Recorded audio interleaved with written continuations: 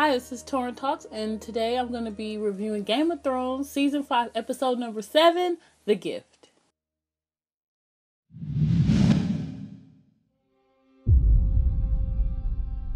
So I'm going to start with the North, and particularly Castle Black, and you see Tormund and Jon Snow getting ready to make their way up to Hardhome, and there's a lot of rumblings going on in Castle Black. A lot of the Night's Watch brothers are not pleased with this action, including Alliser Thorne, who just flat out tells Jon, yeah, this is stupid. And everyone else is kind of just giving shifty looks, especially that little kid, Ollie. Like, something's going down with that kid. I'm calling it. I mean, yeah, that kid's definitely shifty as hell. Jon and Sam also say their goodbyes to each other, which was definitely parallel to when he said his goodbye to Robb back in season 1, and they even played the same music. I noticed in this episode a lot of the same motifs where music was very important, and I don't know if a lot of people call onto that, but the music in this episode definitely kind of clues you in on what emotional attachment certain scenes had, either with previous episodes or just in the scene itself. And this was one of those moments. They played the kind of same music that they were playing when he said goodbye to Robb, and I thought that was a nice little parallel between his brother then and his brother Sam now. Also at the wall you have Aemon, who's very sick, talking to Gilly, telling her to go south and get away from here. And I love the fact that they included Aemon's kind of like fever dream while he's, passing away, and he's talking about his brother Aegon, who when he was a little kid was known as Egg and is in the Dunk and Egg series of the novellas. I thought that was a nice touch. I know everyone was waiting for him to say the line Egg, and he dreamed that he was old, so I'm glad they threw that in there. And it was really sad to see Aemon die. Two of the Night Watch brothers try to accost Gilly and try to get her goods. Sam comes in and tries to defend her, and they beat the hell out of Sam. And then Ghost shows up with the save right when they were talking about Jon. So I don't know if that's like a future of things to come. I don't know, but I just thought that was cool. They talk about Jon, boom, Ghost comes in like, what's going on here? And so of course they hightail it out of there, and Sam and Gilly finally, do the deed. So that happened. Still in the North, over in Winterfell, Sansa asks Theon to help her escape from Ramsay's clutches because she is being tortured every night by Ramsay, and she wants to get the hell away from him. Sansa tries to appeal to Theon, and Theon's like, it's real. And she tells him to take the candle and put it in the window because Brienne's watching, and she's waiting for the signal to run in there and save Sansa. And Theon takes the candle, and again, like I was saying about music playing a kind of important role, like throughout that whole little scene when Theon's walking up to the tower, it is playing the Greyjoy theme or the Theon theme, whatever you want to call it, what is dead may never die. So I don't think that he's quite Theon just yet, but I feel like that is an arc that is going to be carried through. What is dead may never die. Theon is a Greyjoy, even though that is the word of the Drowned Priest, and Theon is an Iron Islander, so I feel like he will rise up again as Theon Greyjoy. But for right now, Reek rhymes with snitch because he goes and dimes Sansa out to Ramsay, and then Ramsay brings Sansa out to the courtyard to show her the flayed old lady that said, the North remembers. Flayed that old bird because he knew that she was the one that was helping Sansa. But Sansa also picks up a little corkscrew while she's talking to Ramsay. And so I don't know what she's going to do with that, but I'm glad that she is thinking on her feet. Also, everyone was worried about Sansa being just completely broken by what happened to her last episode at the wedding, and I knew that Sansa was not going to be broken by this. Yes, she's upset and she's hurt and she wants to get the hell away from Ramsay, who wouldn't, but she is not broken. She still has her will, and she's defiant, and she hasn't resigned herself to her fate just yet. And I am so happy that they are showing that. Because even though Ramsay's coming in there and, doing stuff to her every night, she still had the courage to just tell him while he's talking about Stannis. But isn't your stepmother pregnant? What of it? What happens if she has a boy? Then I'll have a baby brother. But he'll be the heir. I'm Lord Bolton's eldest son. But you're a bastard. A trueborn will always have the stronger claim. I've been naturalized by a royal decree from... Tommen Baratheon? Another bastard. And the look on Ramsay's face when Sansa calls him a bastard. I loved it. I was rooting for Sansa. I was like, I was kind of cautious because I thought Ramsay might backhand her or something. But I was Team Sansa. And I'm really glad that she is standing up for herself. And I am really glad that they have not made her she still is not in despair. She still wants to, fight. And I am happy that I got to see that. And I knew that was going to happen. Everyone was like, oh, she's going to be a victim again. I'm like, shut up. No, she's not. And she wasn't. And I am happy that Sansa, she's a Stark. So I believe I'm Team Sansa. So yeah, she just got to get to that tower.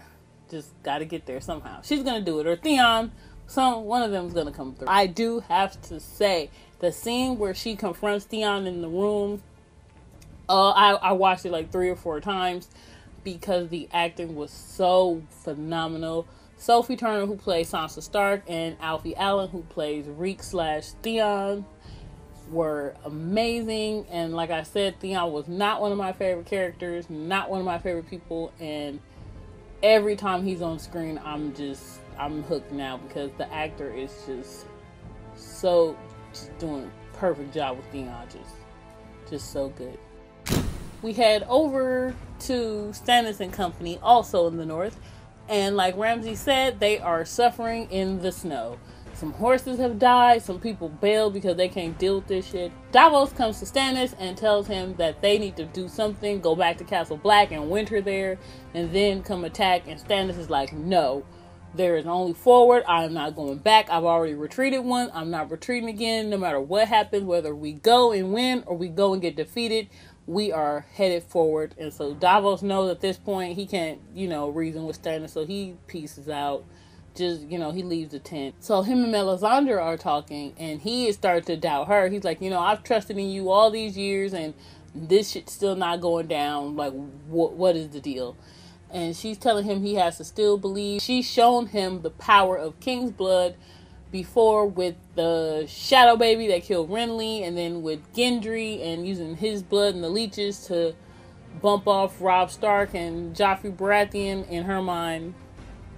So she, she's pretty pumped on the Lord of Light's power, and she doesn't understand why Stannis doesn't just fully see everything already, since he's already been shown multiple, examples. And he even saw a vision himself. So she is really confused as to why he still doubts her and doubts her power and doubts that he is the one. She tells Stannis that in order to, she's seen herself go to Winterfell, she's seen the victory, she's seen everything. So she needs to have the power of King's blood, and the only person around with some King's blood pumping through their veins that they can just expendable in her mind is Shireen.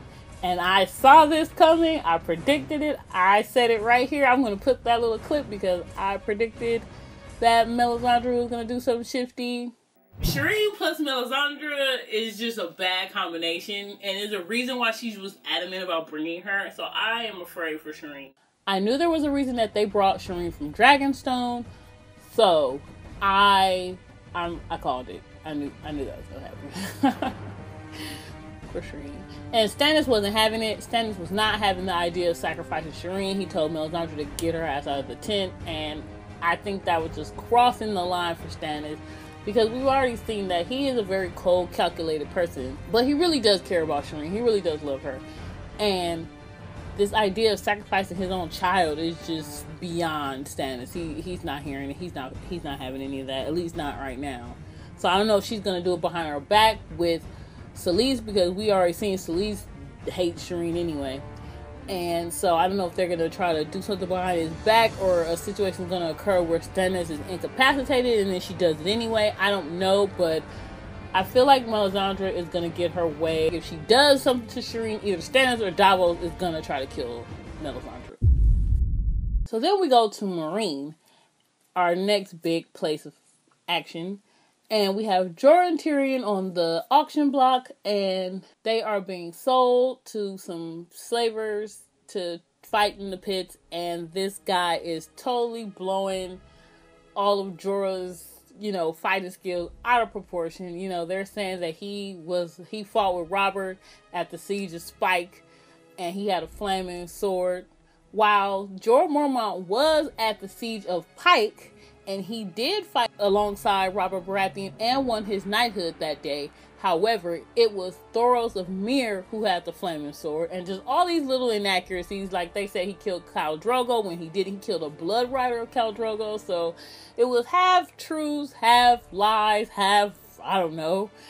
And so the one guy buys Jorah, and Tyrion's like, "Wait, we're a package deal." And so to show his ferocity, or his comedy, either or, he just yanks the chain of this little young kid and just beats the crap out of him, and everyone finds it hilarious. So they're like, yeah, we'll take him too, he's kind of funny. And they end up in one of the little lower ranked fighting pits of Meereen. Just so happened Daenerys and Hizdahr are visiting the fighting pit, and Jorah's waiting for his turn, but he sees Daenerys, and that's all he needs, man. And so he grabs a helmet and a weapon, and he runs out there. And all these people are killing each other, just slaughtering each other. They weren't expecting the Queen of Meereen to show up. So, they're all like, stand up straight, get in line. Like, And Dany's not having it. She thinks it's barbaric. And she's like, do I really have to sit and watch this? Like, I'm over it. Hizdahr's like, it's tradition. And she's just kind of like had it up to here with him and his tradition shit. And so she's ready to bail, and she sees this guy come out and just start beating everyone up, and he doesn't kill any of them, but he beats everyone on the field down. And he takes off his helmet, and it is Jorah Mormont, and she is not having it. Dany is just like, get him out of my sight. And when she said it, her voice was breaking. Like, I feel like she is so hurt, because she really did trust Jorah. She's just like, yeah, get him out of here. And Jorah was like, wait, no, don't. I have a gift for you. And she's just like, what? And so out comes Tyrion, who is still in the barracks at first. Then he gets freed by a guy who is definitely, in my mind, a nod to Strong Belwaz. So, anywho, he gets released, and he runs out there, and he says, it's true, he brought you a gift. I'm the gift. And she's like, who the hell are you?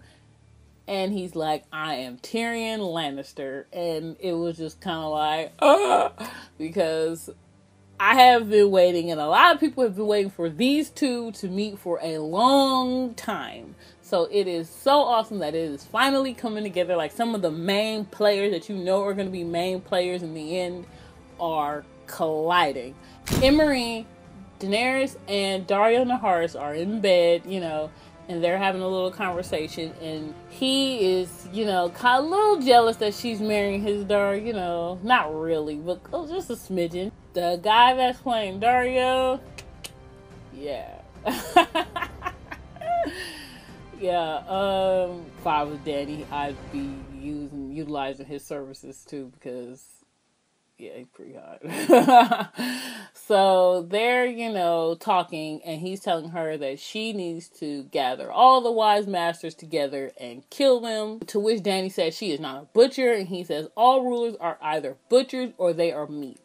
And I feel like there is a little truth to that statement, but I don't know if he's just saying that because that's just the way he thinks of things, or if he's trying to manipulate Dany to think in a certain way, because he also suggests that Dany marry him instead. So I don't know if he's doing that because he really cares about her, or does he want power? I don't know his end game yet. A little shifty, but I mean, I take it. I don't blame Dany.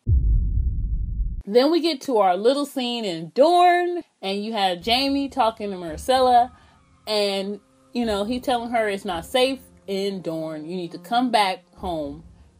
And she's just like, okay, I didn't want to come here. You guys sent me here, and now you want to drag me back when I'm happy, I'm in love. She doesn't get what's going on. And she's just like, yeah, you don't understand because you don't know who I am. Which is it's true, because Jaime really doesn't know his niece, daughter niece.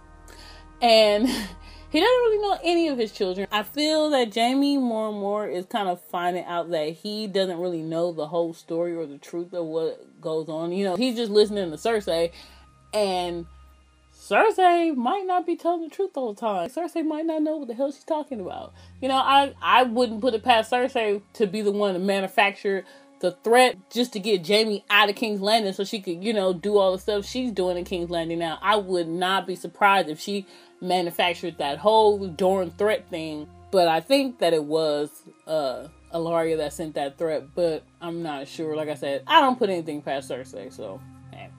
But she wanted Jaime gone, and Jaime's gone. So I think that he will eventually see Cersei for who she truly is. And I cannot wait for that moment for Jaime, because he really needs to see that this chick is not, you know, the bee's knees that he thinks. And meanwhile, also in Dorne, Bronn is singing a lovely ditty to the Sand Snakes.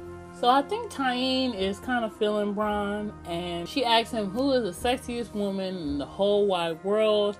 And he's like, huh, not you. Then she's like, yeah, how's your arm? And the poison starts to set in, and Bronn has been poisoned, which I suspected last time when they showed the cut on his arm. And she, you know, shows him, gives him a little peep show, and then gives him the antidote. So I don't know what they're going to do with those two, but I don't mind them hooking up. Yeah, I don't mind that. Finally, you have King's Landing, and you have Olenna versus the High Sparrow, first of all. And I am kind of bummed this season. Like, Olenna is letting these people get the better of her. First it was Cersei, now it's this guy. And I mean, he was more an equal sparring partner for Olenna, though. You have Cersei talking to Tommen, and Tommen is doing his best Joffrey impression. I give you a silver star, kid. Silver star. No gold. You're no Joffrey, but good try. A for effort. He's just pretty upset because he loves Marjorie, and he finally realizing what everyone else knowing, that he has zero power as king and he can't do anything about Marjorie being locked up. Cersei probably wanted to roll her eyes out of her head when he said that. She did have a little heart-to-heart with him about how she truly does love her children, and she would burn cities to the ground to protect them. And this is the second time Cersei has threatened to burn a city to the ground when mentioning a threat against her children. So I don't know if this is a foreshadowing to what is going to happen. Burning cities to the ground for her children is in Cersei's future somewhere. She goes to check on Marjorie, and Marjorie is not having zero of Cersei. Marjorie calls her a hateful bitch and tells her to get out, which she does. And she lies to Marjorie and says, oh, we're doing everything to, you know, these accommodations are horrible.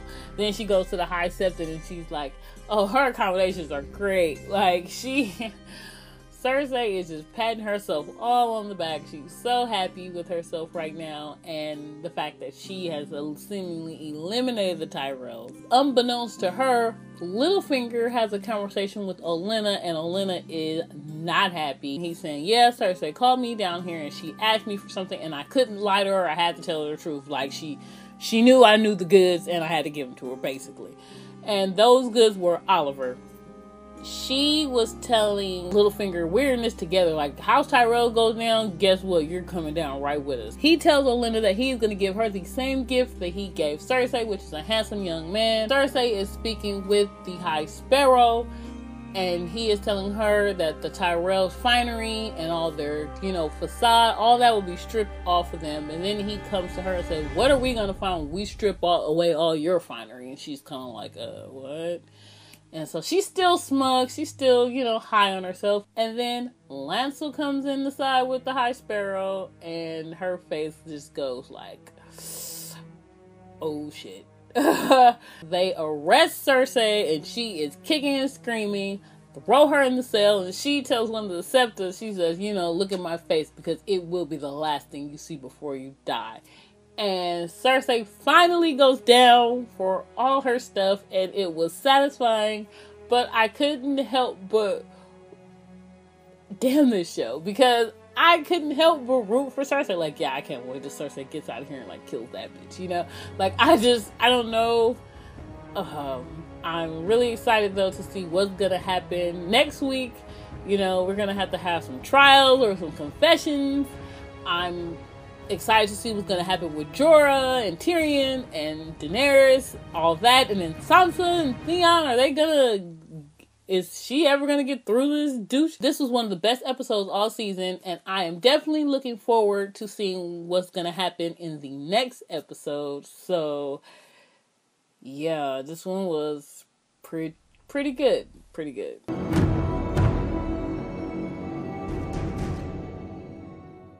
Thank you for watching my Game of Thrones review, and I will see you in my next video, which will probably be my Mad Max review. And so I'm just gonna link that dilly over here once it's done, and thanks for watching.